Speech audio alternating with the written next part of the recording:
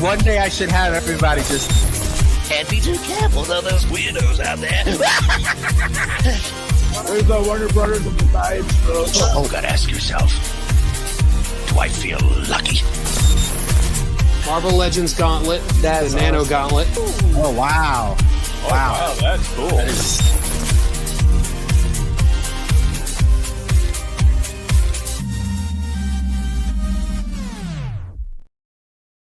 What's up, collectors, and welcome to another Collectors Assemble live here Sunday night. I'm really excited for this one. Not only am I covered in snow outside and got nowhere to go, but today we got a really special guest. Man, we got Gabriel Estrada from Star Wars Replicas, which I'm excited about because we've known of each other for a long time. We crossed paths a bunch of times. And man, me and him are very similar, just two different worlds, man. Every time we're at cons, we're always networking, we're always talking, we're always hustling, we're always doing videos. We're kind of like the same person, just different worlds. He's big in Star Wars. I love Star Wars, but I'm a casual compared to him. He's like deep cut. As a matter of fact, I learn a lot from his channel and his videos, to be honest with you. And there's very few people I'm jealous of, and he's definitely one of them. But man, I'm super excited to have him on. Not only does he have an incredible, one of the best collections, I think, in my opinion. But man, I love his content, man. You know, his shorts are amazing. His videos are amazing. And he's just very passionate about what he does. He goes to a lot of movie premieres and show premieres, everything that has to do with Star Wars. A beautiful family. Family's all in it too, man. It's great. It's great to see that type of content going, and he does very, very well. So super excited to have him here. But guys, let's get our panel. Let's get our panel on, ladies and gentlemen. Artist extraordinaire, ladies and gentlemen. Sean Carlson is in the building. What's up, Sean? What's going on? Good to be here. It's been a little while. I know you had a con this weekend, but I guess it got canceled because of the snow. Is that what happened? Originally was going to be in Dallas, but from Dallas up to me here in New York, this weekend we're getting hit hard. Yeah, I know you're probably buried under. It's got to be around a foot right now. It's been coming down all day. Yeah. It's about a foot here too. I went out there. I got in my Jeep and started doing donuts all over the place. I was bored.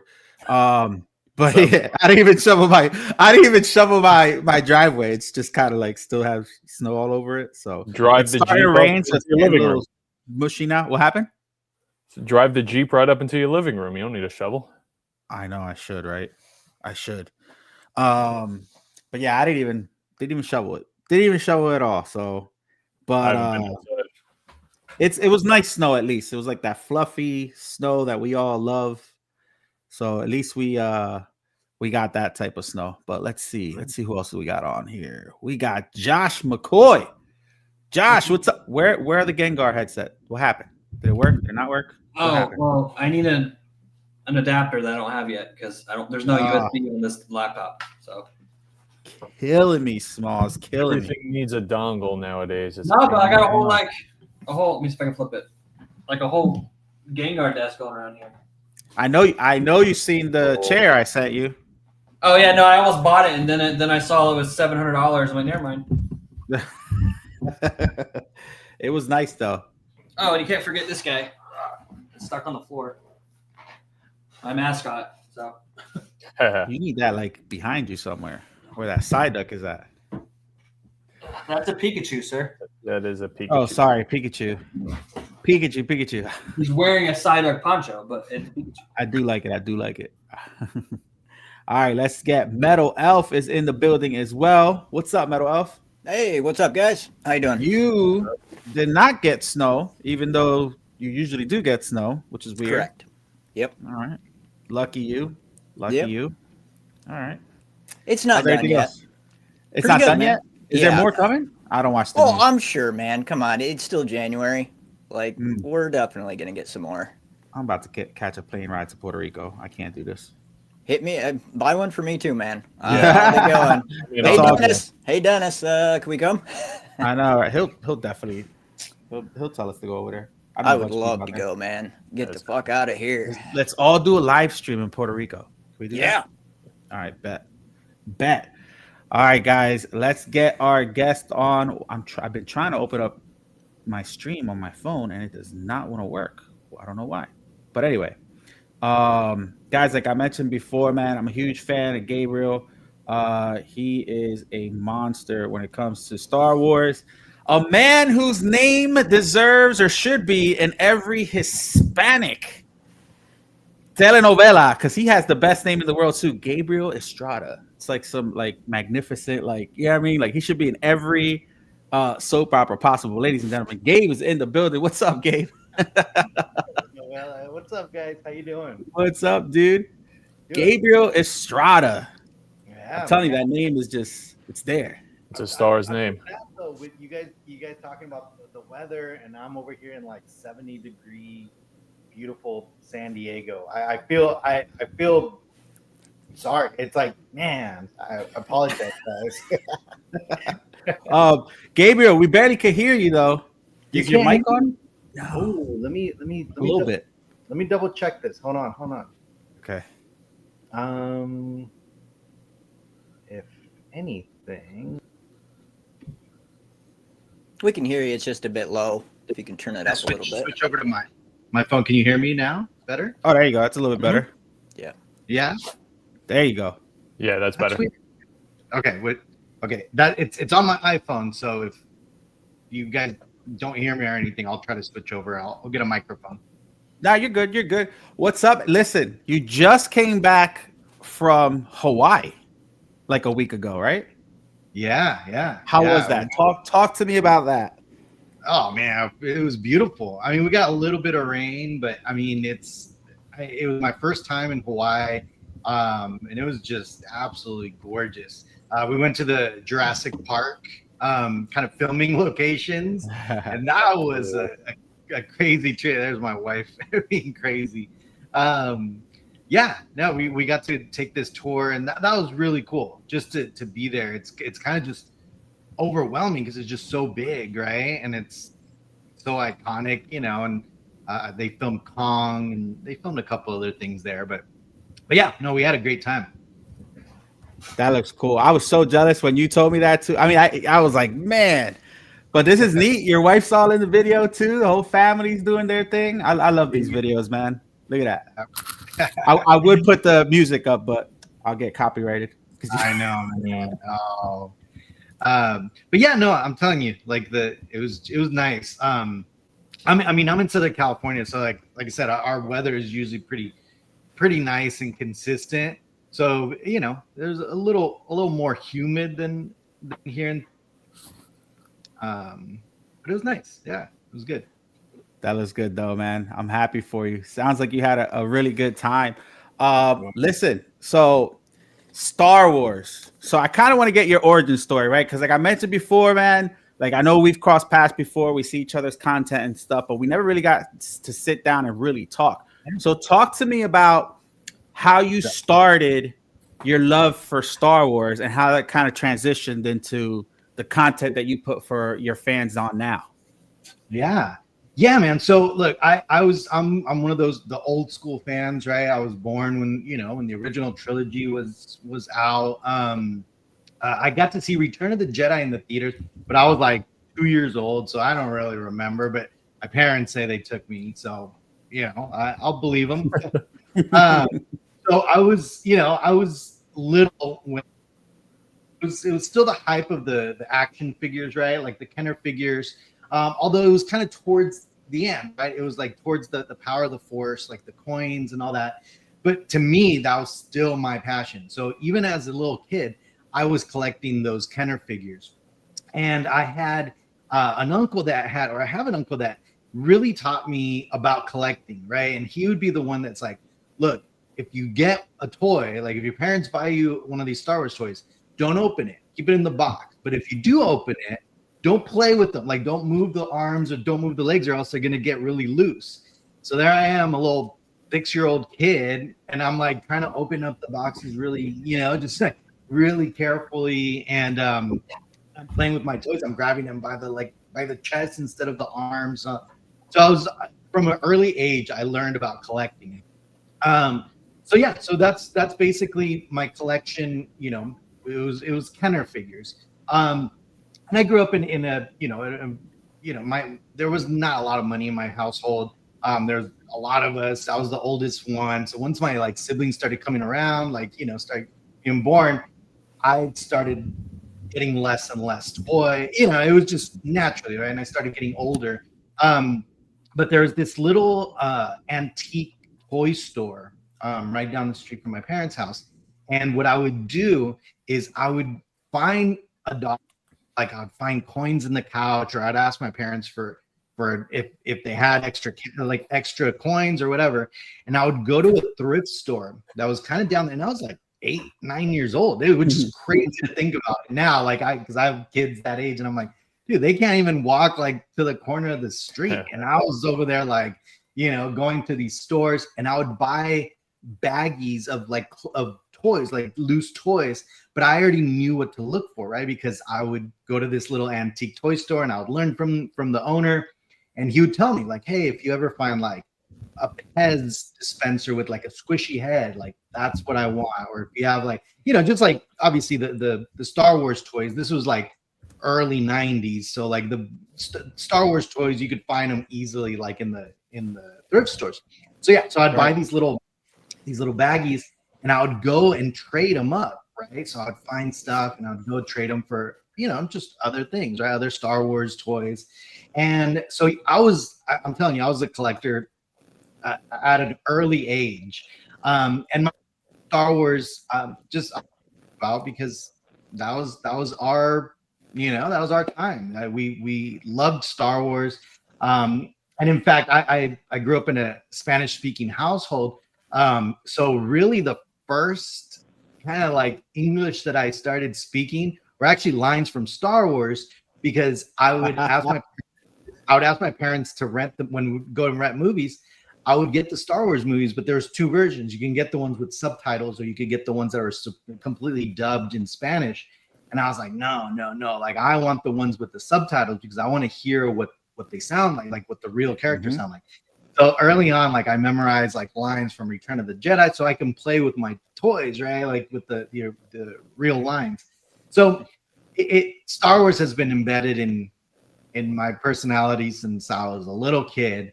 And then, I kind of stopped, as everyone, especially like in the mid 90s, right? There was this kind of like dark period where there was really no Star Wars out. Dark Horse came out with like the Shadows. Was it Shadows of the Empire? No, Dark Empire, I think it was called. It was a comic book. And that was like really the only thing out there until kind of the late 90s, when the new action figures came out, the ones on the red cards.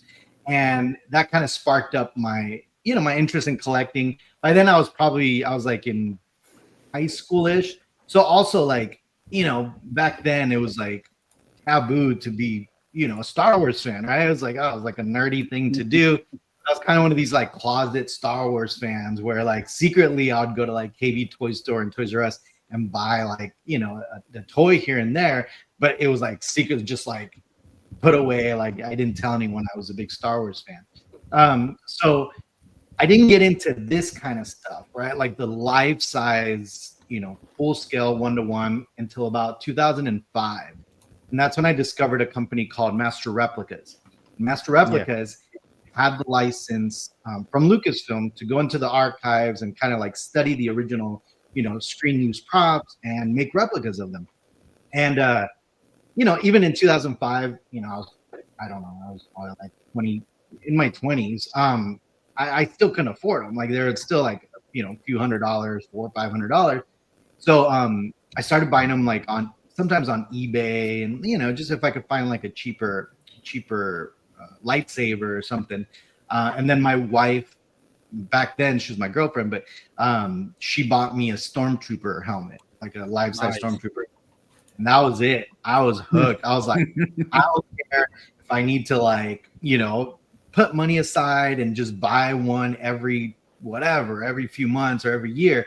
I started getting hooked, and you don't need to convince us. We can tell. Yeah. Right here we are now, right? It's like crazy, bro. And my collection focuses around licensed prop replicas, and that's kind of like my main thing.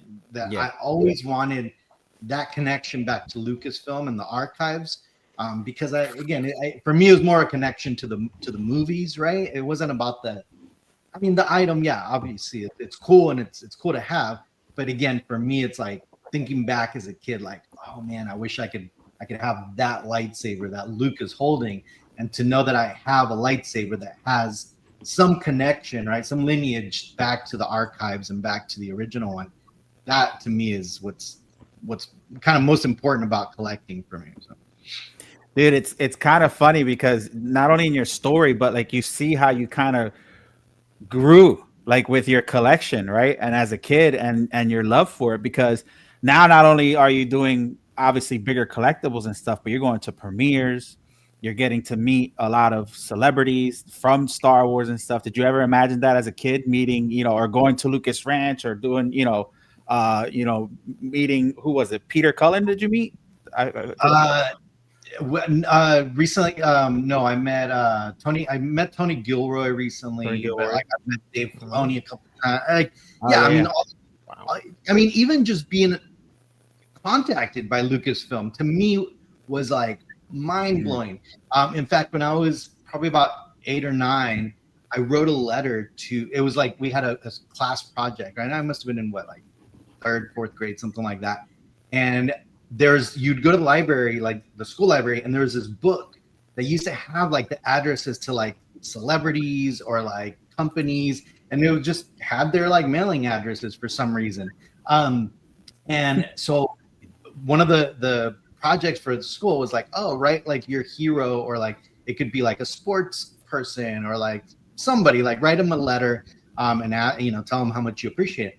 And I wrote George Lucas a letter when I was a little kid.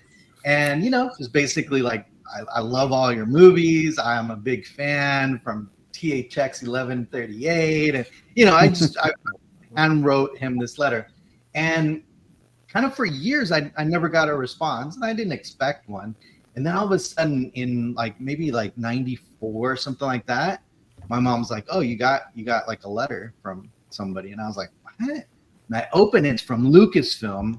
And basically the letter, and it's typed out, and it just basically says like, hey, thank you for your kind words. Thank you for writing George Lucas. But unfortunately, like he doesn't he doesn't provide autographs.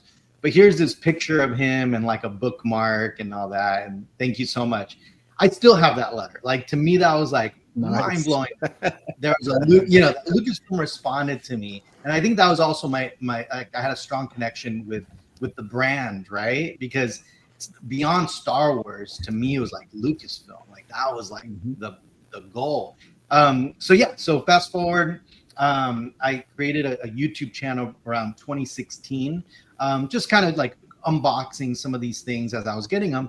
And a lot of it was for reference for other collectors, right? Because at that time, there's really nobody opening up some of these licensed things, because I was looking because I was buying some of this stuff aftermarket.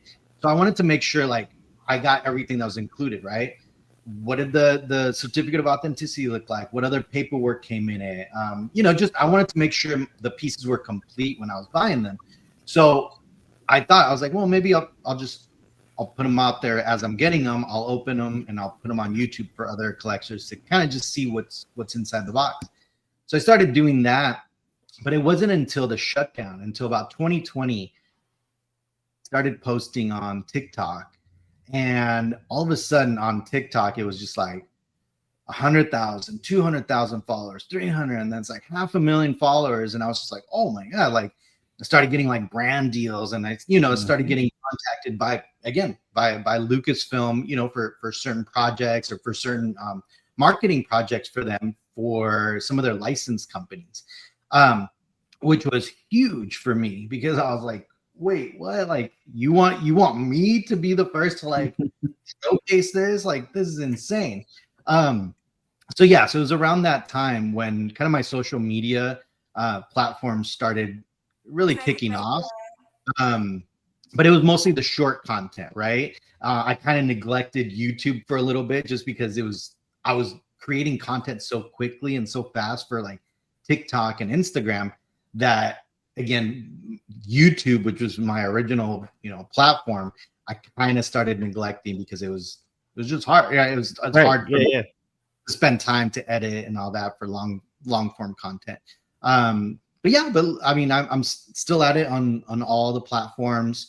That was my 2026 resolution. I'm like, I got to get on YouTube a lot more. Like I got to pay more attention to that platform. So yeah, it's cool that they started inviting me to like the red carpet premieres, and they'll send me like, the prototypes for some of these things before they launch them, which has been insane. Like to be able to be like the first to look at, and the crazy thing, it's coming directly from Lucasfilm. So I'll get a package and it's like the Lucasfilm address. I'm like, oh my God, this is like a dream come true. Like, what is going on? But yeah, I'm super fortunate and grateful. Dude, that's awesome. I mean, obviously we've seen some, you had which I'm waiting for, should be shipped already, the Darth Vader from PCS. Saw that you got that in. You've been working with stuff from like Regal Robot, our friends over at Regal Robot with Tom Spina, which is their awesome company. And that's definitely up your alley, right? All the stuff that they have. Yeah, bro, it's cool. But like you get into a lot of like deep cut stuff too, especially when you're describing some of the things that you have. Did you say your camera on your phone? Like I have, yeah. You want me to? Yeah, give us a tour, man. Give us a tour. I want to know what I'm trying to think. Let's try to make this fun. What is let's start with your favorite piece out of your entire collection. And I know that's got to be hard to round down. I know.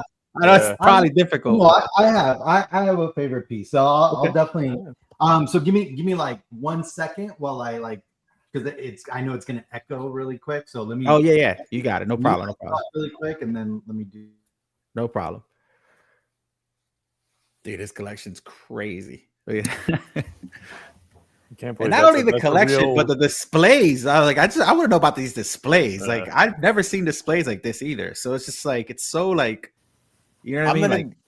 I'm gonna be 100% honest. Like I've not checked out his channel yet. But when you put up the thumbnail, I thought the backdrop was AI. No. Yeah, that's crazy, insane, man. Like mind blowing. Wow. No. All right, let's add this to stage. Okay, let me. All right. Hold on, let me move this over here. Hold on. There you go. Perfect. All right. You got me on here? Yep. Okay. So here's what I'm gonna do. I'm gonna flip the camera over. Let me see. Yeah, whatever you gotta do. Oh, that's so dope. I can show you guys. It's like a museum. Yeah, bro, for real. Wow. Back camera. Okay. Jesus, so wow. I'll kind of it's a little bit of a mess here, but I'll start kind of from the back. Like I said, I apologize I was making some content there. Dude, you're good. Over here, yeah, we got the helmet wall, right? So we got all the the licensed helmets, like I said. Going over here, and then got the life-size Han Solo. And like I said, they're life-size. I don't know if you could Yeah, see, for but sure. like, For sure. Wow. it's life-size. And then on this other side, I have kind of what I call like the archive wall. Mhm. And it's basically like all of the Lucasfilm archives maquettes from Regal Robot and things like that. And then over here are like the lightsabers and some studio scale models, things like that. But my favorite, to answer your question, is this Rancor up here. So this is the Regal Robot Rancor puppet replica. And what they did is they went to the Lucasfilm archives and they actually digitally scanned the original puppet. Because you got to remember, it was a puppet, right? It was like they stuck their hand in it and they did it in like super fast motion to make it seem like, he was actually moving. So Regal Robot digitally scanned the puppet and made 83 of these replicas. And this is number 8. And this is probably my favorite item, just because it, like, as soon as you see it, it even has like the BB eyes, like, because they use like little BBs for it. So as soon as you see it, it's like that's the Rancor. Like, there's no doubt, you know, because Sideshow came out with one that was like, it was stylized, right? It was an art piece. Yeah. But this one's actually directly scanned from the puppet, and it's just crazy. Every time I walk in, I'm just like, man, that Rancor is insane. So yeah, That looks awesome. That is awesome. Yeah, so very cool. that's probably gonna be my favorite piece. Got Salacious Crumb here. That's up there in one of my favorite pieces. Same thing. It's a Regal Robot piece, Regal but Robot, this time they partnered up with Tony McVeigh, who is the sculptor of the original Salacious Crumb, and he basically resculpted it and did another one and made it look like a puppet. So like if you look at it close, like it actually has kind of, even though it's like it's polystone, right, or it's resin, but it gives the appearance that it's foam latex. Like it looks like it's, you know, it's a puppet. They also scanned the Wampa puppet from the archives, which a lot of people don't know and don't realize that the Wampa was also a puppet. So the one that knocks Luke off of the Tauntaun was actually this size, and it was just a hand that, you know, had a mechanism on the inside to open the mouth. But yeah, they didn't use a life-size Wampa until the special editions in the 90s. So when they recreated some of those scenes. But yeah, That's it was a puppet.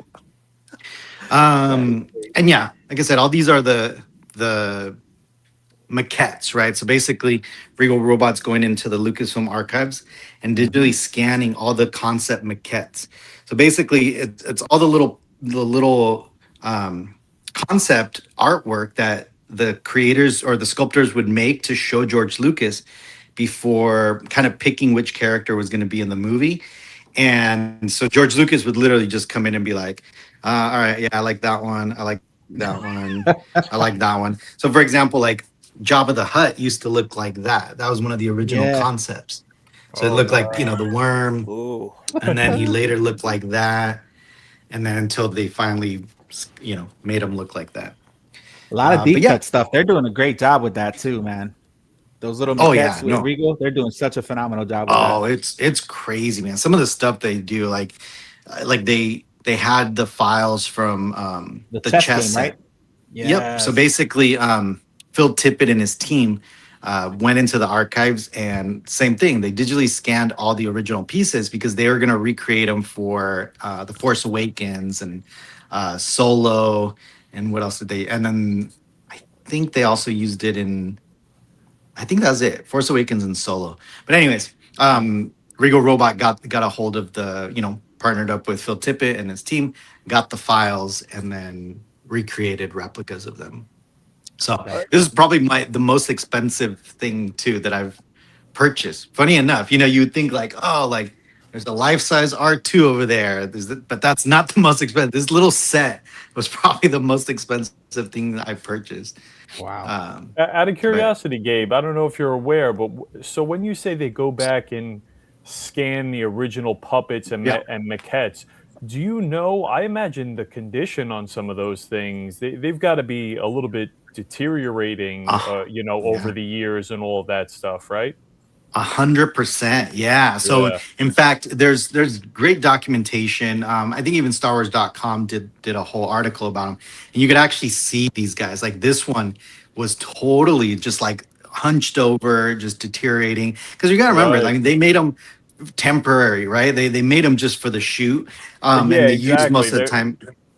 I was just saying, yeah, they most of the time don't make these things with the idea that, you know, 50, 60, 75 years down the road, they're still going to hold up as a museum piece or something. You're right. It's got to work on the day and then it's done. Yeah. Exactly. So that was the thing with the Rancor. So when they digitally scanned the Rancor is kind of falling apart too, right? It was foam latex. It was all hunched over. Obviously, it had a huge gaping hole in the back because that's where the hand would go in. So what they'll do is they'll digitally scan as is, and then digitally kind of fix the posture and are able to, you know, fix the pose and you know, just clean it up a little bit here and there. But the good thing is a little bit. Yeah, but because they have direct access to the pieces, they take extensive pictures and videos, and they're able to go back multiple times just to make sure that maybe something, maybe like a little wart or something that came out in the casting, they're trying to figure out if that was actually on the original one or if it was like a little mistake in the casting, and they'll go Right, back, they'll fix it. So I mean, it's extensive work that they do to create these. So That's crazy. Yeah. but yeah, here I was doing some content because they just sent over these little tiles. Magnets. Yep, I saw it. Yeah. But the lightsabers are also one of my favorite things, right? So like these are almost all master replicas. So back in between about 2002 to 2009, they're the ones that had the license from Lucasfilm to make these, and they made some awesome ones. So this is Luke's lightsaber from A New Hope, and it was a signature edition with Mark Hamill's autograph. And you got like Empire Strikes Back and then Return of the Jedi. And then I have the Vader ones to match. So they did a dual signature for the Vader one with David Prowse and James Earl Jones. That's awesome. And then the Empire and Jedi. And I apologize also for the dust. I haven't really Nah, you're good, cleaned up. brother. You're good. No apologies. You're good. And yeah, there's a bunch of different lightsabers. And like I said, all the lightsabers are officially licensed from Lucasfilm companies, just because again, that's my thing, right? I want that connection. So That's yeah. epic. That is epic. Look at that. Boom. Now, Boom. question: do you have Yes. the original helmet that wifey got you still in your collection? Not on display. I do still have it, but not on display. So it was one of the classic Stormtroopers, but then later I got the limited edition version, which is that one. Just like the higher end version of it. Yeah. But one of my other favorite things is this Vader helmet. Let me get this opened up. So this Vader helmet right here was made by EFX Collectibles, and it's the Darth Vader Legend Edition. So basically, a lot of people don't realize that the original helmet from A New Hope was actually gone. It disappeared in production. They really didn't have the original one. They don't even have it in the archives. But what they later found is that Rick Baker made a casting of the helmet for the tours, right? Remember they started touring, like they did the advertisement tours and stuff like that. So Rick Baker made a mold of the original one, and they later found that mold, and they were able to make replicas from that mold. So this is basically right out of that. Well, not right out of it, because obviously it's still, it's manufactured, right? But they left all the imperfections that the original one had. So it's not symmetrical, it's wonky. The paint chips are all there. The marble checker, a lot of people think Darth Vader is just black, but he's not. He's actually black, silver. It's like a checkerboard. And you could really see it here. Get here. You can see the famous C scar that they call it right here. Yep. So it's like a scratch that the original one just had. It was still there in the mold. And Brian Muir, it was a signature edition by Brian Muir. But yeah, this thing is just absolutely beautiful. And as soon as you walk in, you look at it, because there's a lot of Vader helmets, and it's like, yeah, it's Darth Vader, but this one, it's Darth Vader. Like you look at it and it's like, man, that's it. Like this is it right there. It's crazy. Dude, that is awesome. What collectible do you have that's your most like deep cut? The deep cut. Yeah, like one that people would be like, oh, like, you know what I mean? Like the most unique deep cut one. This one's probably the deepest cut right here. So it's the Dagobah Slug. So if anyone's gone to Disney, right, whether Disneyland or Disney World, there's 5 of these in existence. There's 2 of them in Anaheim. There's 2 of them in Florida, and then this one. So when you go into Oga's Cantina, at Disneyland or Disney World, there's these tubs of like green slime right behind the beer tabs, right where you get the beer, and these guys are hanging upside down inside of that tub. So this is one of them. I knew somebody that worked on those for the Disney parks, and he still had his original casting. He painted it for me to match the ones in the park, and and it's actually pretty big. Like a lot of people don't, That's awesome. they see it, but yeah, it's a big heavy piece. But what's crazy is that it was actually made from concept art made by Ralph McQuarrie. It never made the film, like the Empire Strikes Back movie, but there is concept art by Ralph McQuarrie where you see this slug in one of his paintings. So it's kind of cool. That's awesome. Yeah. Now, So, yeah. which one would be your most expensive collectible as far as Yeah. what it's worth now? Let's say now how much it Yeah. costs, but like what the most valuable one? Let's say.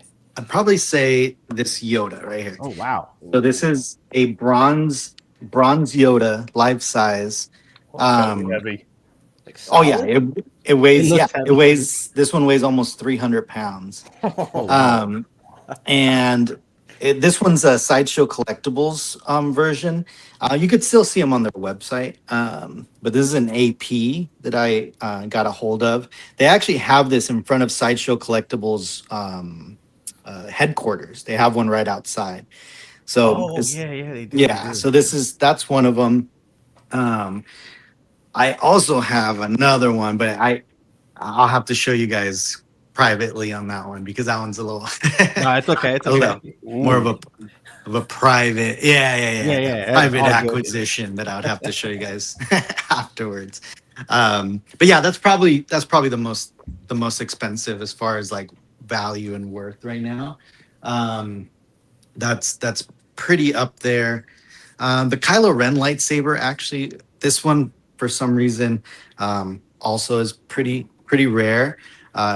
The company was called Prop Shop, and Prop Shop made the original props for The Force Awakens. And right after Force Awakens came out, they got the license to recreate the weapons and the helmets and sell them as replicas. But they actually lost the license within like less than a year.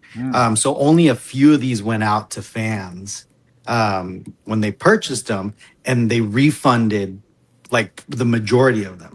So there's only a handful of these out in collectors' hands. So now you'll see them in auctions go up for like 10 grand just for this lightsaber. Wow.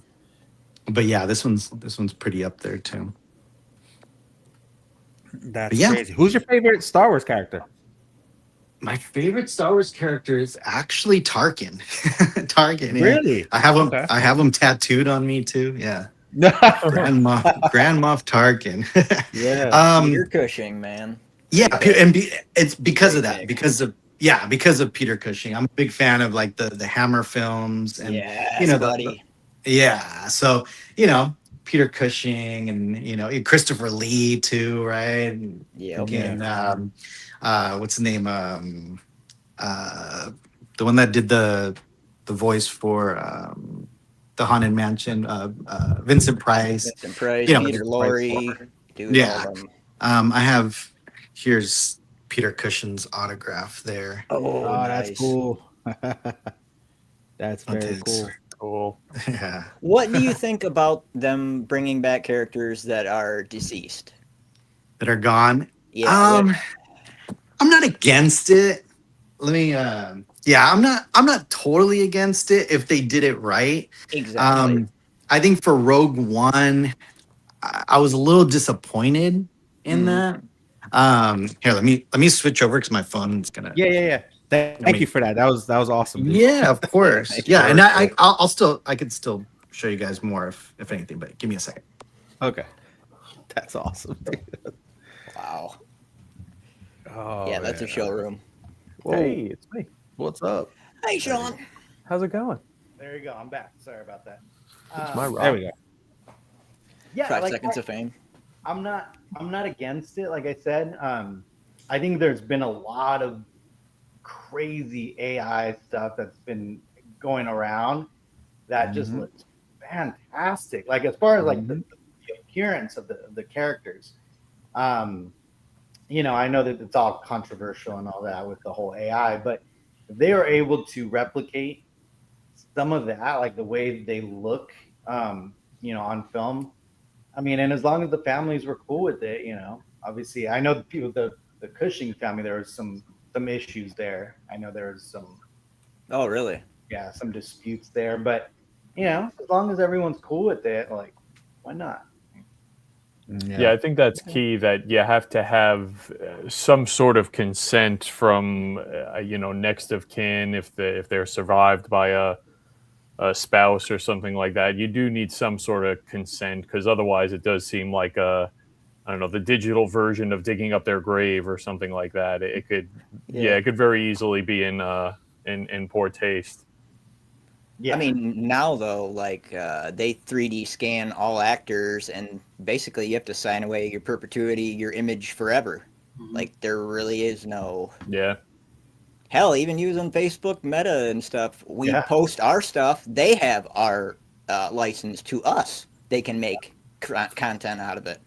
Yeah, and it's super predatory. Like it's a lot of those contracts are super predatory.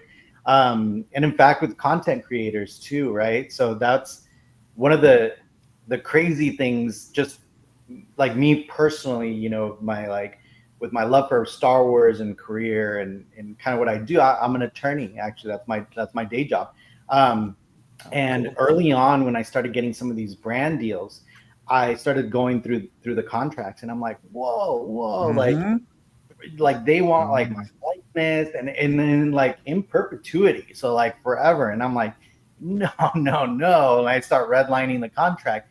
But I thought about that, and I was like, imagine how many content creators are signing these, because it's like, oh, like this is a brand deal, like this is great, and they're just signing all these rights. So around the shutdown, I ended up quitting my job. I was a defense attorney, criminal defense attorney. So I was doing like the jury trials that you see, you know, in the movies, and you know, Matt Murdock. Yeah, Real life Daredevil. And it was great. I was good at it. You know, sometimes maybe too good, right? It's like one of those like, I know he's guilty, but I just got him off. So like, oh man, like, you know, there's always that weird conflict there, you know. But at the end of the day, it was, for me, it was like, oh, like, we're just defending the Constitution, making sure that everyone gets a fair trial. And if the other side messes up, that's not my fault. That's on them. But anyways, around that time, I ended up quitting and starting a law firm that we focus on creators. So we kind of niched it out. So we help creators go through their contracts and, you know, set up LLCs and help them file their trademarks and things like that. Which is crazy because we ended up representing a lot of the, you know, a lot of Star Wars community. You know, a lot of people that realized that I was doing that. We started representing them.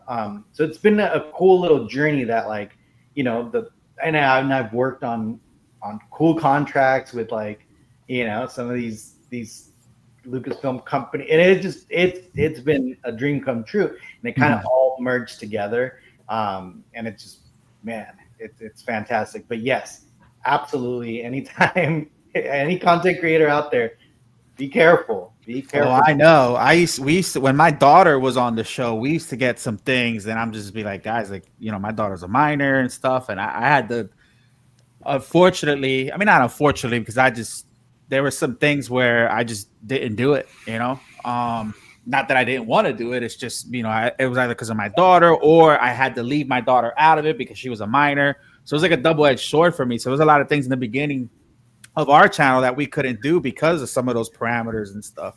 But yeah, it gets crazy. I didn't know that about you though, so that's interesting. Very interesting. That's very awesome to know. But yeah, man, that's crazy. That's crazy. But you kind of all around just focused on the hobby now, and doing content and stuff. Is there a celebrity from Star Wars that you haven't met that you want to meet? I know you met a lot of them, but is there one that you're like, man, I always wanted to meet this person, I never got to meet him? I mean, I mean, obviously George Lucas would be like, up there, but that's probably most Star Wars fans. Harrison Ford, and I say that like just like kind of hesitantly because I would also be terrified to meet him. Yo, I would be terrified to meet him too, bro. He's so grumpy sometimes. I was gonna say maybe 20 years ago. Right? Yeah, because I feel like I'm too nervous that he would be kind of a jerk, right? That he'd be kind of a dick to me, like when you go up to him. Yeah. And crazy story. I had the opportunity and I missed it. And I'm so pissed off. Two D23, the D23 conventions. Yeah. 2 of them ago when the Indiana Jones movie was coming out. My sister-in-law works for Pixar, and Nice. She got like super like crazy access. Like she's up there in Pixar. So she had like these all access passes. And she's like, yeah, like if you want to go, like let me know. Like we'll walk back there with the passes. She's like, if you want to go to the green room, like we go to the green room. And around that time, it was the Lucasfilm, the Star Wars, Marvel, Lucasfilm panel that was happening. And I was like, oh, like, can you like walk me into the panel so I can get like a good seat? She's like, yeah, absolutely. Boom. I have like a pass. She walks me in. I like get like this great seat, like kind of like right up front. And I'm just chilling there, just waiting. And all of a sudden they start letting the people in. I feel all uncomfortable, like, oh, like, man, people are going to call me out that I'm just in here, right? Before everyone. But I was like, whatever, right? So as people are coming in, my sister-in-law like texts me. She's like, hey, are you sure you don't want to come back to the green room? There's a lot of celebrities back here. Like Don Cheeto's back here. And she starts kind of naming off some of the Marvel people because those are the ones that she kind of knew and recognized. And then I was like, no, I'm good because I don't want to like now get up and leave and then like I'm gonna lose my seat and all that. I was like, no, like I'll stay and watch the panel and film. And then the panel kind of starts, right? Like they start like, the lights go down and the host starts coming out. And I look down my phone, she's like, Harrison Ford's back here. Like, you should come back here. And I was like, what? And I'm like, and I don't know what to do because I'm like, again, like the book started. She's like, Harrison Ford's here. She's like, I just saw him hug the little boy from Indiana Jones. So you remember that Oh, viral moment where they like saw each other for the first time in like decades? That was like all over. She witnessed that. She was there, and I could have. Oh no! Keys. And all of a sudden, as soon as I left the panel, I'm on social media, and it's like all over social media already. It's like, oh man, they reunited, and I was like, oh my god, I could have been there. I could have seen that moment, and instead, I was just. I mean, it was cool. It was still cool to see the panel. Yeah. Close. I got to see them both individually, but yeah, that was a missed opportunity. Dude, that's crazy. I mean, I get it too, because you kind of like, you don't want to take advantage and you don't want to overstep, and you kind of like you're being borderline nice, and at the same time, like you're trying to get like, you know what I mean? I trust me, I get it. But wow, that's crazy that it was that particular moment that she caught you back there for. Yeah. That's insane. That's insane. He just had a movie, Love Hurts, on Netflix. It was pretty good, where he was like a karate guy almost. He was a realtor. Yeah. It's on Netflix. It was pretty good. It's called Love Hurts. Yeah. But that dude, that's funny. So have you met Luke? Have you met Mark Hamill? I got to meet Mark Hamill. Yeah. I mean, I remember like just seeing him from afar at conventions, like in the early 2000s, and it was just like back then it was like, oh, like I'll see him next time, like I'll get him next time or whatever, right? Like but then like he stopped doing conventions altogether and stopped doing autographs, and it wasn't until what was it, like 2 years ago he did the San Francisco Fan Expo, and I happened to be there with some buddies that were that they did like a replica Yoda, like from the molds basically. And I was there, and they were trying to show it to Mark Hamill. So that was like our whole mission, was trying to get Mark Hamill to see this puppet. But while we were there, some tickets opened up to take pictures and like the autographs. So I was like, it was like $500. So I'm like, I have to, man. He's getting up there in age, and never know if I'm gonna get another chance. So yeah, so I got to meet him. I got to take a picture with him. I was wearing an ILM shirt that I just happened to have, and he was like, "Oh, you work for ILM?" I was like, "Oh no, sir, I don't work for ILM." He's like, "I know a lot of people over there." I'm like, "Yeah, I know." Because it's like kind of like a rush to like when you take the picture. But then my other buddy does autographs, right? So he's in the autograph business, so he gets a lot of send-ins, and then he goes to the conventions and does the autographs for the send-ins. And he had some extra tickets. Like he was just like, "Hey, like if you want, hold on to these two, signatures, and then just come with us." So I got to see him a couple more times, like just through the line of like him autographing stuff. So yeah, that was a cool moment. I gotta, after the show, I'll tell you a little secret after this too that I can't say out loud because I promised somebody, but it has to do with him, which I thought was cool, and at the same time I was like, but I'll tell you about that. But yeah, man, that's freaking awesome. Did you ever meet James Earl Jones before he passed? No, never got to meet James Earl Jones. No, yeah, he's another one of those that, yeah, I missed out. Yeah. Although he was a little, I mean, not that he wasn't accessible. I don't remember seeing him a lot at like conventions and things. Yeah. It's funny because I don't know, I can't remember how, but somehow David Prowse, right? It's David Prowse? No, not David Prowse. Is it David Prowse? It is David Prowse. Yeah, Darth Vader. The guy who was in the which is also sad because I saw the documentary on him too, and I was like, oh man. But before he passed away years ago, he was like live a lot on, I guess, social media. I don't know if it was Twitter or something. And he saw a video that me and my daughter did, and they reached out to us and they're like, hey, we love this. Can we send you an autograph? And at this time, I'm like, sure. I didn't know. And sure enough, he let me pick the Darth, the one he's in a silhouette, and it's in my living room, David Prowse. So which I thought was super cool. And then later on, I saw the documentary. I was like, oh man. But yeah, that was a little cool moment, Star Wars moment. There's a similar moment with that I had with my daughter with Peter Mayhew. Peter Mayhew, yes. For San Diego Comic-Con, I want to say 2015, I want to say. We dressed up my daughter in this little Chewbacca costume, but it was just like the bottom part, and we fluffed up her hair and put a little brown like little thing on her nose, and her picture just went viral. Like somebody at Comic-Con took a picture of her, and it just kind of blew up. And then all of a sudden, he reposted that picture, and he was like, "You want to see the cutest? There you go, there it is. Cutest picture you've seen today." Dude, it's so cute. When I saw this, I was like, and I was just like, what? No way. Like Peter Mayhew. And then he started following me. And back then, on Twitter, I had I still don't. I don't really go on there too much. But I had like 2 followers or 3. And it was like one of them was Peter Mayhew. I was like, and what was a cool full circle moment is that I want to say, I think it was Star Wars Celebration in Anaheim, 2020. When was it? 2022, right? Recently, the last Anaheim one.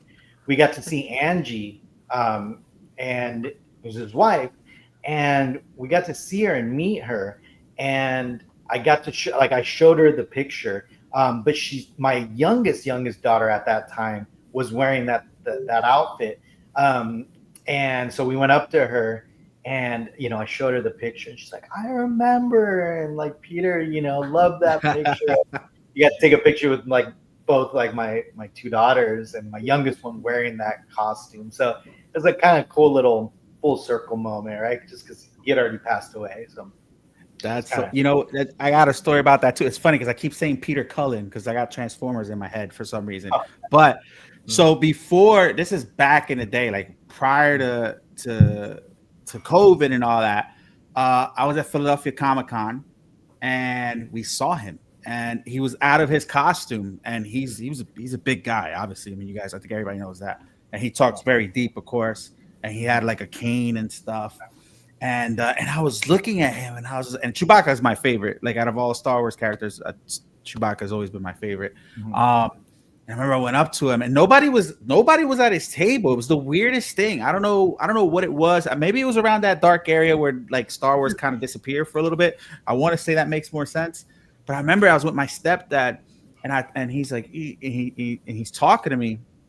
And he's like, yo, Chewbacca's your favorite. He's like, oh, okay. He's like, all right, are you gonna be around? I'm like, yeah, I'm gonna be around, whatever.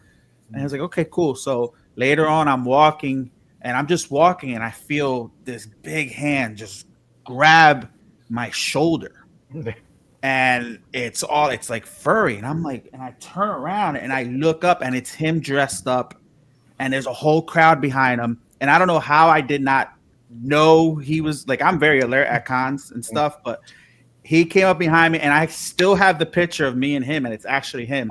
And I look all young, and I'm cheesing because I'm like, oh my god! And he literally like didn't charge me for the picture or anything.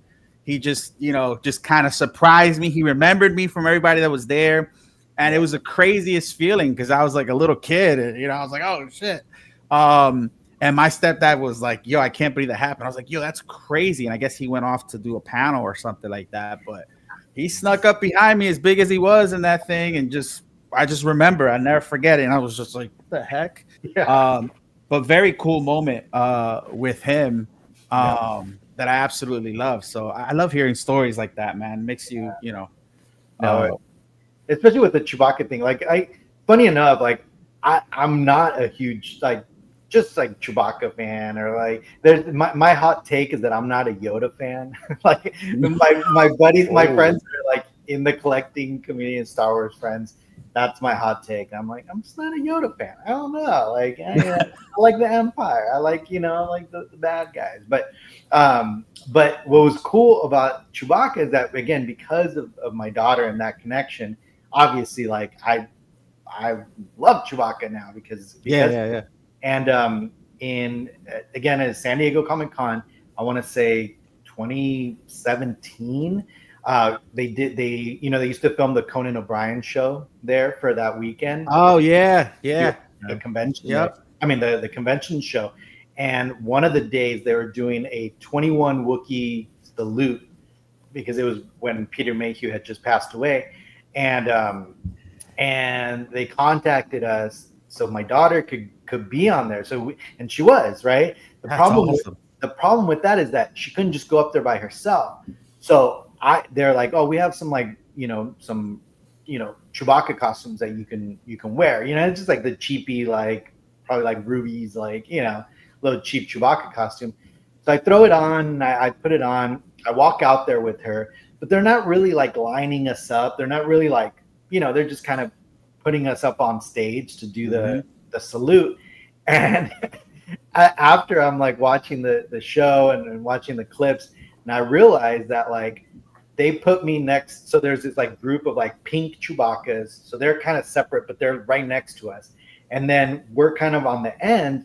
And in my mind, it's just me and my daughter, right? And I'm there. But they put me next to this other taller Chewbacca with also like a cheap costume. So it looks like we're the Chewbacca family, and I'm the mom Chewbacca. Yeah. I was like, what the hell? I didn't sign up for that. I was like, what the hell? I didn't sign up to be the mom Chewbacca here. Like, but it's funny because you could just from the height, right? You see like the guy who's taller than me and then my daughter. That's hilarious. Mama That's Chewbacca. hilarious. Dude, that's cool. Will you be, I mean, it's probably a yes, but I guess you're going to be in Celebration next year? Yeah. I mean, there's certain conventions that like they're a must for me, right? Like WonderCon, San Diego Comic-Con, now Rebel Scum Con in Texas. That's like a must for me now. Last year I went to my first New York Comic-Con, but that's now 100% on my rotation now. And then obviously Star Wars Celebration anytime it's here. I went to the Japan one just recently, so I absolutely I'll be there. So that's awesome. I'm gonna try to make that one. I'm actually trying to make San Diego this year. Just gotta find a damn place to stay. It's so hard out there. But yeah, I'm trying to make it to San Diego this year for sure. And I want to make it to Celebration. I haven't been in Celebration yet. That's the only con that I haven't done, like outside of San Diego or New York and all that. Like that's definitely one I want to do. And now that's in LA, I definitely got to try to make it out there. But dude, that's exciting. That's so exciting, man. Now, where do you see yourself? What are some goals for you and your channel now? You know, obviously you're in a great position now, right? Because you're kind of attacking those goals, and you're in a spot where like I said before, every time we see each other, you and me are kind of the same. You know, we're out there, networking and talking to people and companies and stuff, and we're always hustling. But where do you want to see yourself at in a couple years? Like, what are some of the goals that you like have? Yeah. For your channel and yourself? Yeah. I mean, like I said, I'm super fortunate and blessed, like to be able to, to work with some of these companies to do these reviews. So hopefully, continue doing that. Definitely want to focus on YouTube, a lot more, especially like this year and leading up to even Star Wars Celebration, right? Like live shows. We used to do a live show for years called Collection Wars, with me and my buddy Michael. And we just recently stopped doing it, probably like last year.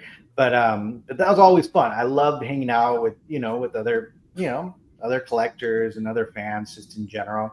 So I probably want to focus on that, to that, and traveling. That's the one thing. Like, I got the travel bug right now. So yeah. After Hawaii, I would. I mean, well, I think it was Japan, right? Japan really did for us because we went to Star Wars Celebration, but we also just did it as a like family vacation. We were there for 2 weeks, and my kids are old enough now where they're we don't need strollers, we don't need all that. They're kind of somewhat independent where we could run around and they'll remember it. They're at the age where they're constantly like actively understanding what's going on. And so after Japan, then we're like, all right, what's the next one? And then we went to New York Comic-Con, then obviously Hawaii. We just came back from a cruise literally this last week. We went to Cabo on a cruise. We're going to Disney Paris in March. Nice.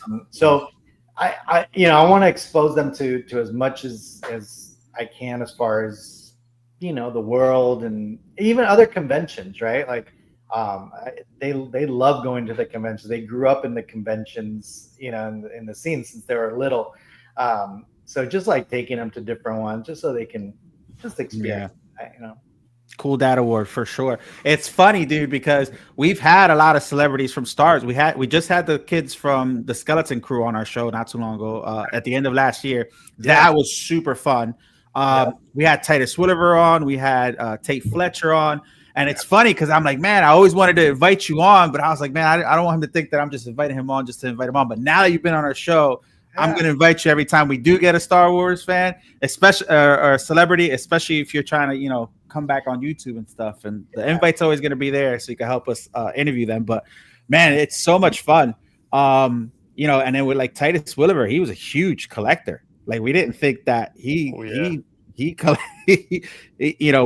had my buddy Rocco, who's Rocco Tartamella, who does a lot of sculpting and stuff, and he actually made a 6-scale figure of him and sent it to him. So cool.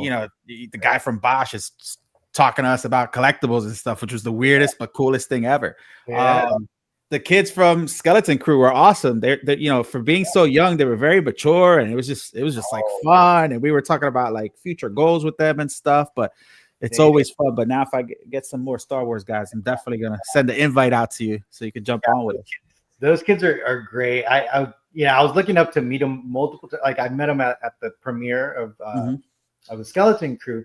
But two of them were already, like Robert was already following me and Robbie was already following me on social media. So like anytime I would tag them in Skeleton Crew posts, like they would reshare and all that. And I'm also really good friends with Justin. I don't know, did you go through Justin to connect them to? Like, no, we had Neil Neo on, the kid who played Neo. Right, but they're like like they're kind of social. No, media. I was talking to the dad, the parents. So Yeah, okay. I mean, I'm sure they like ask permission and stuff because I always tell them, hey, make sure, obviously you should know there's certain things we can and can't talk about. So, obviously they had to look into me, make sure that I was like legit and all that stuff. But yeah, I was literally just talking to the parents. It was Neil and what's the girl's name with the visor? With the visor, yeah.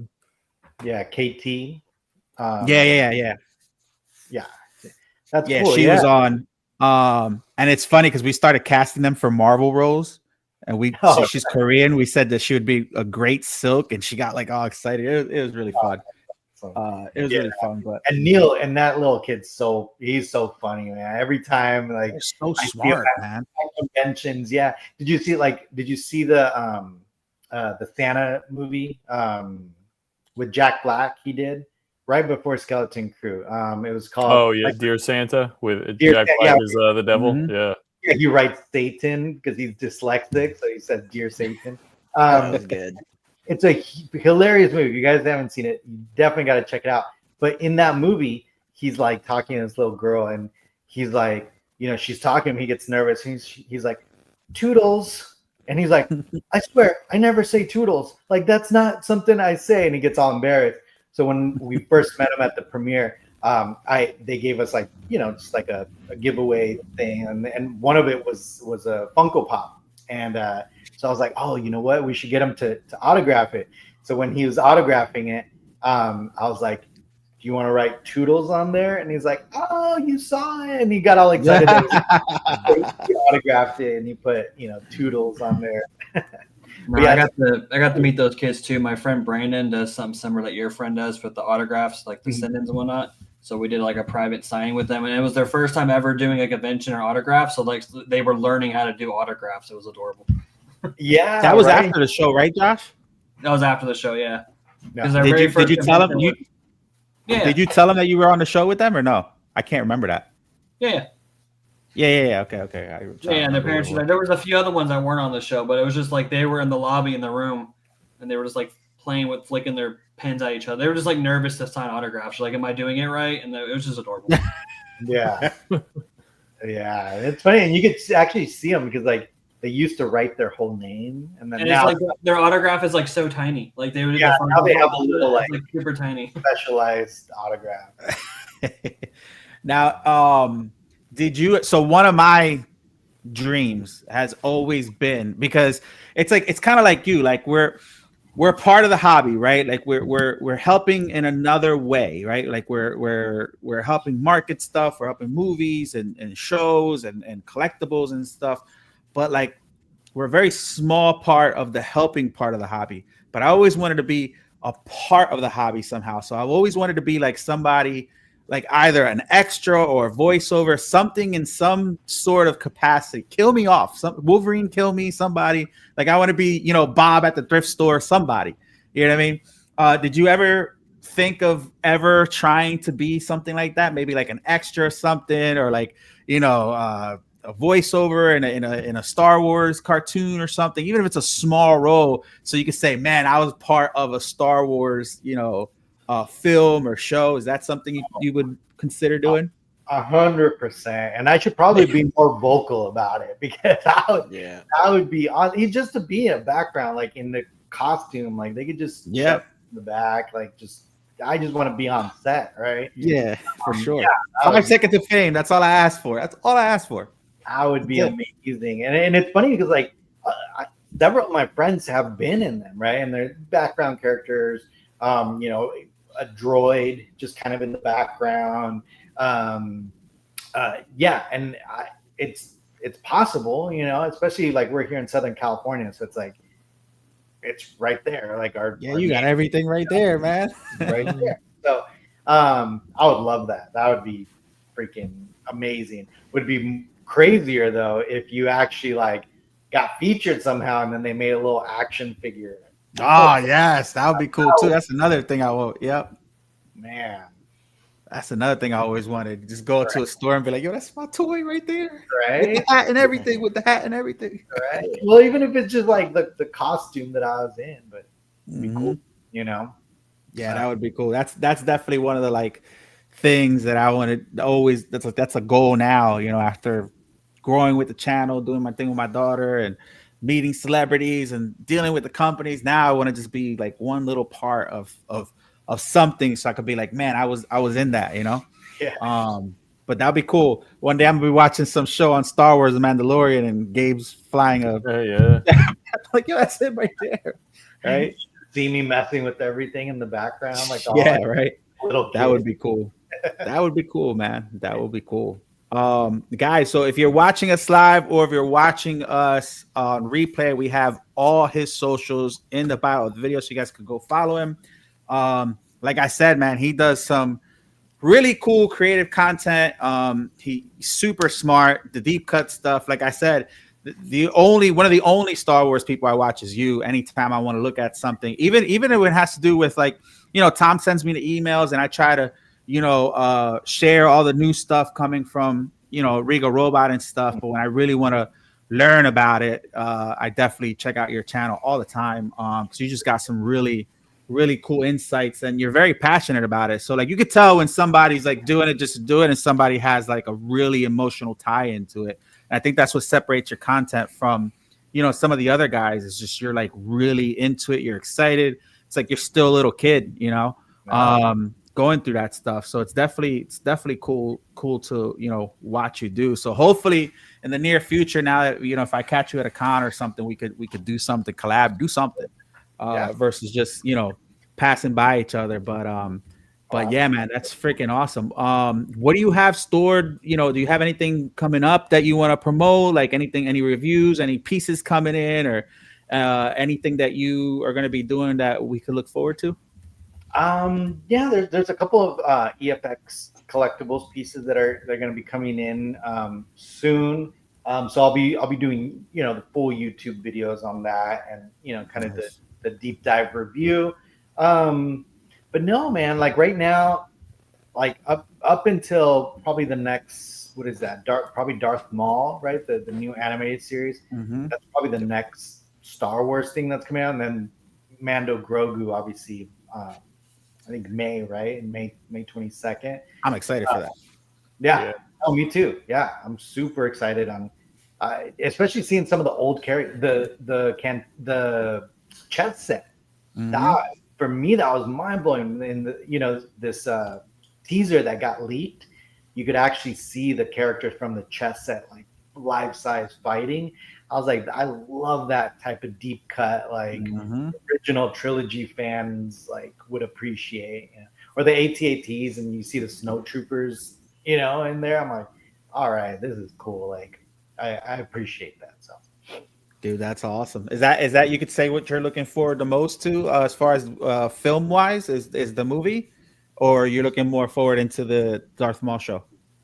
Probably the film. Yeah, that's probably. I mean, I love the animation stuff, but I'm a new fan of the animation stuff. Like, I just barely watched like Clone Wars and Rebels probably during the shutdown, like around like 2021. I just sat there and just you know, binge watched it, which is crazy because they gave me like this new kind of found love for the prequels, because I was one of those prequel haters, right? Like when I'm not a prequel hater. I am not shy to say it, but I was like, what, probably 17, 18 when that Phantom Menace came out, and I was just like, what the hell? Like, what am I watching? Like, wait, who's this Jar Jar guy? Like, I was one of those fans. I was pissed. In fact, I was pissed even before that. I was pissed for the special editions. I was one of those fans too, where it's like, George Lucas is ruining my childhood. Why is he changing, you know, the scenes and the songs and all that stuff? So, but you know, I kind of calmed down. You know, I'm a little more open to all Star Wars. That's hilarious. But yeah, so yeah, the animation stuff I didn't get into until I like Rebels. I was a fan of Rebels. You know, now I like it. Right after I watched it, I'm like, all right, this is cool. And you need to watch Rebels to know what's up with Ahsoka and all that stuff. So like, Yeah, true. you know, all that was good leading up to the, you know, to the series. I think that's some of the best storytelling is in that animated stuff, though, for real. I agree. I like some of them too. Yeah. Well, Figurecraft asked something here. He said, do you have any Hot Toys or ever been curious to collect Hot Toys with their Star Wars stuff? Hot Toys.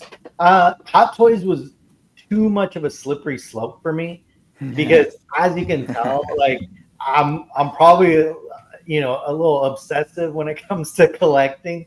And Hot Toys are there's just too many of them, and I can see myself going down that rabbit hole. See myself going like, all right, well now I'm only gonna collect the original trilogy main characters, and then I'm gonna expand to, you know, whatever, and it just started expanding.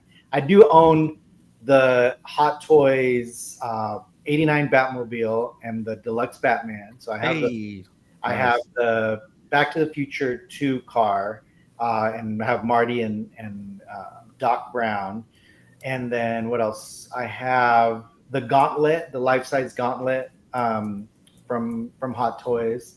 I have a K2SO, but it wasn't actually K2SO. It was the ones from the Book of Boba Fett, like when you see that flashback where they're like almost like Terminator style. So I have that one, and that's it. I have a few sideshow pieces like the quarter inch, the premium format ones.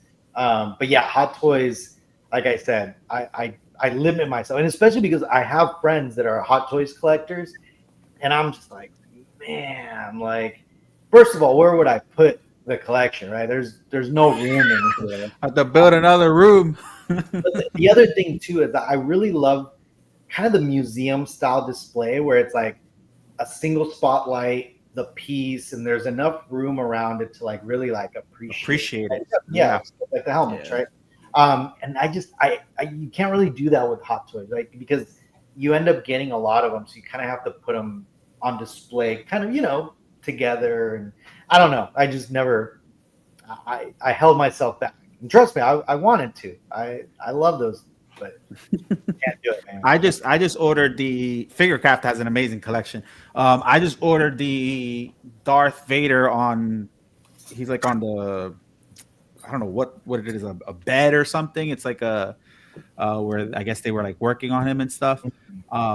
That recently came out from Hot Toys. I don't have a lot of 6-scale collectibles, but I do have some. Yeah. Right now, I don't know if you know this, Gabe, but my entire living room and my kitchen is all Star Wars. So I've been slowly doing that. I'm gonna have a video out soon. I don't think it compares to your collection, obviously, because like I said, I wish it was like that. But you know, it's still a livable space with a themed Star Wars look without it looking crazy like all this back here. So I think I did pretty good with this. I'm waiting to see what people think. A lot of like customization and stuff that I did. But I'm excited. I'm waiting for my Darth Vader from PCS to come, and once that's in and set where I needed to go, that video is going to come out for that whole walk through my living room and my kitchen, which people are thinking I'm going to be crazy, but I'm excited for that. But yeah, man, like I'm looking at it right now, and it's massive. I mean, obviously you saw it at San Diego. The one thing I would say, I didn't see it. I didn't see that one. I didn't because I didn't go last year. No, I went. I went 2 years ago. That's when we saw each other 2 years ago. That's crazy. I didn't even go to New York Comic Con last year. Like I just didn't do anything last year. So that's why this year I definitely want to go to San Diego. I'm just trying to work on where I could stay. I could get in the con already because I'm going to be, you know, obviously I have partners there that, you know, would love for me to go over there. But I never got to see it in person. The only time I really saw it was when you did your video, and I was like, damn it, Gabe.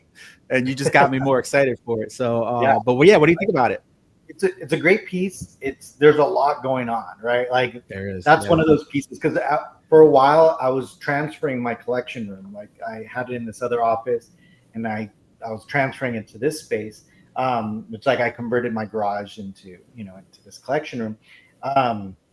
And so that piece was out kind of in my living room for a long time, and my wife would just be like, "It's just so much going on," because she's used to kind of like the simpler, like, you know, the replica stuff. And she's just like, man, that thing has so much stuff going on. But what I would say is you got to be careful with the Darth Vader that's behind. Like, so like when you see the helmet off to the right, there's a larger Darth up like Vader that. with the hand. Yeah. Be Yeah. careful. That thing's fallen probably like 3 or 4 times. And again, this one was the prototype that they ended up sending me, so they might have, you know, it might be corrected. It might lock in a little tighter. But what I'm saying is be very careful because of the weight of the hand, right?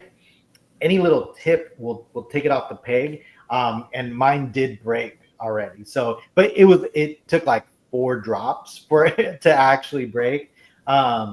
Luckily it was a clean break and you just kind of piece it back together. But just be careful with that. Just giving you a heads up. Know. That Darth Vader in the back. Be careful. Good to know. How's the lighter features? Bright? Right. Yes. Like I said, for mine, because it was the prototype, one of the lightsabers kind of like snapped like off. So I had to like glue it back together and pose it back. But oh yeah, no, the glowing effect looks crazy. The lava, it actually looks like real lava. It's pretty great. Nice. I'm excited. I mean, obviously I'm gonna do a review on it once I get it. They need to ship it already. I already told Ant, I was like, bro, you're slacking on me. Did you get the Darth Maul one too or not? Yeah, I did a review on it and everything. It's in my living room. It's in my living room. I didn't get, so you did the hyper realistic one, right? That's the one you got. Yeah, I didn't get that one. I mean, I thought it was cool. So when PCS did that, they did the one I got first, and then like a couple months later, they did the hyper realistic one. And I thought it was cool that they let collectors swap out their deposit on, you know, because obviously I would be upset if there was a better one, and I was like, oh, I really wanted that one, and you made me get this one. So they did allow collectors to do that, which I thought was cool. I didn't take advantage of that though. I kind of like the bust and the, you know, the full statue. You know what I mean? Yeah, you could swap it out, and one was like from the movie, and the other one had his like cloak off. Yeah. So I really liked it. I think it looked good. I know the hyper realistic one looks really good too. So, but I kind of opted for this one. Yeah. The one thing that I pre-ordered with them because I was like, man, was the Emperor with the Emperor throne. Yes. And no, it's not Hot Toys. It's actually Sideshow. I have the Sideshow quarter scale one with the throne. Oh yeah. I have two guards. But I always wanted like a better Emperor, you know, especially if it was like quarter scale, like closer to that. So I did pre-order that. So we'll see. I was a little, and then they announced the hyper realistic one like a couple weeks after that, right? So I was like, man, I don't know which one I really want, but I think the throne is what kind of sells it for me. Like I want that throne, you know? Yeah, dude, that's awesome. I can't wait to see when you get it too. But yeah, hopefully this Darth Vader comes in soon. He said he should be shipping it out soon, so we'll see. But excited for that. But Gabe, listen, thank you so much for being on the show, man. It was a pleasure to have you on. I'm glad we finally got to connect and really kind of like, you know, get to know your story and, you know, your love and passion for the hobby and stuff. And it just makes me become a bigger fan of yours with all the stuff that you got going on. And hopefully, you know, we get to run into each other this time again. But man, super dope. I really wish you the best too, man. I want to see you winning more and more and more. You know what I mean? So that's really awesome, man. But thank you for coming on. So for those who are coming on to watch us on the replay, all his socials and all his information is in the bio of the video, so you guys can check him out and follow him on his journey, right, to the far unknown of Star Wars, right? So I'm really excited about that. But man, Josh, what you got going on for us before we head out? Got anything going on soon?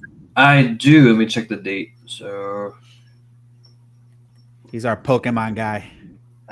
Oh yeah. Well, in 2 weeks I'll be traveling to Atlanta, so I won't be on that Sunday because I'll be attending Collecticon for 3 days. So I'm very excited for that. But yeah, I'm back on my Pokemon journey, just enjoying that, having a lot of fun with it, trying to get more involved with the vending space, and you know, just having fun. Cool. All right, Sean, what about you? What you got going on? What's your next con? Rescheduled from Dallas, which would have been this weekend. Yeah, if anyone's in the Dallas area, checking out Amazing Art Expo. We were supposed to happen this weekend, but obviously the weather had different plans. Those dates got changed. February 13 to 15, I'll be in Dallas. And then end of the month, February 27 to May 1st, if anyone's in Knoxville, I'll be at a show in Knoxville with Biscuits and Bryce Pappenbrook. Nice. I don't know. Okay. I'm hearing stuff in the background. Yeah, what is Biscuits? What's that? I was like, what? I don't know what that was. Oh, Gabe, so if you don't know, Sean's actually a super good, talented artist. He has some Star Wars pieces. He's got an Ahsoka. He's got a Anakin one. I got one of his Stormtrooper ones, his older pieces. He's a beast. So you got to definitely still have them in my Gengar. I've been asking for years. Yeah, we have like a list of things that he should do. I know, yeah. But So, you know, he's been working on some licensed pieces for different voice artists and stuff. So he's been super busy. But if you catch him at a con, make sure you check him out. He's got some really, really good stuff. yeah, Gabe, when you're coming out to New York Comic Con, let me know and we'll touch base. Yeah, I get a booth there every year. There you go. Yeah, for There sure. you go. Yeah, it's a great Nice. show. Metal Elf, you there? Or He's making biscuits. He's making biscuits. Maybe that's what it was. Guys, so next week we're going to be joined by Isaac Robinson Smith, again, Bishop from X-Men 97. He's coming back on our show to talk a little bit about the second season of X-Men 97. Obviously, we can't get into it because, you know, we don't want no spoilers or anything like that. But since X-Men 97's first season, obviously, he's been doing a lot. He's been on Teenage Mutant Ninja Turtles. He's done some voiceovers for the Wakanda show on Disney. And he's done a couple things, but he's also, and this is my fault, I created a monster. So obviously I was at New York Comic Con with them, and you know, we're walking around and I'm introducing him to all our, you know, my partners and be like, oh, look, they got this Bishop piece. And then all of a sudden I get them to send him one. So now he's got all these collectibles. He went down a rabbit hole. Last time I talked to him, I acted like I was his manager and got Lego to send him the X-Men mansion. So he's gonna show us that, and he's like, dude, I don't know what you did, but like everybody's sending me stuff. I was like, just keep going, who cares? But yeah, he's gonna be on the show, and we're just gonna talk back with him and see where he's at. And of course, X-Men 97 second season's coming out, I believe this summer, right? So really excited about that. But yeah, Bishop is going to be on, guys. So as far as my reviews, I just did the PCS Iron Man, PCS Legendary Beast Studios Iron Man. I know I'm a little late. Ooh, Jason. That's out there. That's on. That's up. And before that, I did Red Man from Concrete Jungle for those music lovers out there. And right now, guys, I got a hold of Captain America from Legendary Beast Studios, the original one. Which I'm excited about because that was super hard to find, and that's going to be my review next. So looking forward to that. So that goes my next video and my next live, guys. So Gabe, don't go anywhere, man. Thank you again for being on. Really had a pleasure talking with you. And yeah, guys, we'll see you guys on another episode of Collectors Assemble Live next week. Peace, y'all.